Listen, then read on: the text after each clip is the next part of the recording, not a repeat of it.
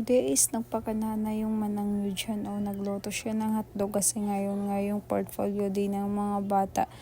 Siyempre kailangan nila kumain kasi masyadong maaga pa. Pagkatapos ko nga dyan magluto is naghugas agad ako kasi naman masyadong magulo ang lababo at kakaunting hugasin lang naman yan. Hindi naman siguro makakaputo ng buto natin. Kaya hinugasan ko na lang at pinunasan ko na yung lababo kasi masyadong mabasa dyan. At ayun, pinas forward na nga natin. Kakatapos ko lang magbihis kasi naman ang tagal kong maligo, charis. Hindi, minsan nga 1 minuto lang, charis. Huy, gunggong, wag ka na magpa-cute. Malapit na kayong malit. Ako naman kasi naman tinangali ka ng gising. Huy, tigil-tigilan mo yan. Masisira ang buhay mo. Awir po sa pagbaktas. Ayan ang sudlay ka na riyan. Ma, ito na yung kay mo?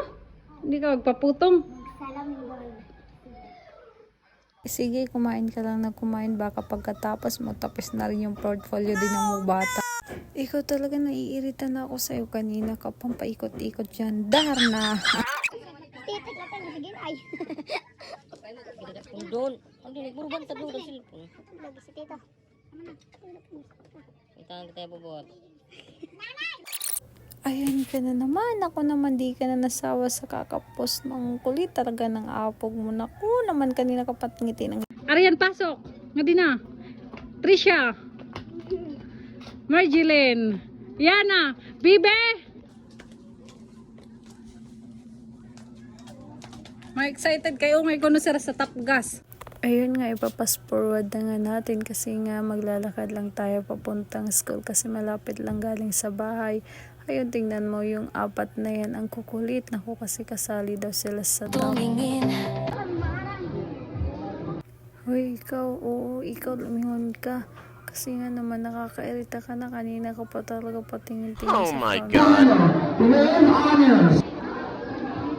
Miss El Salcedo, with honors.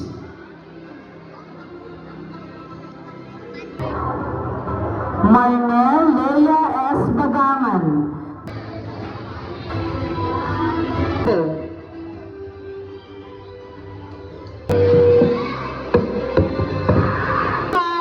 St. Agnes. May request advisor, Miss Nikitan mo. Bibe. Nikitan mo. Kanina pa yag siniparot nga di.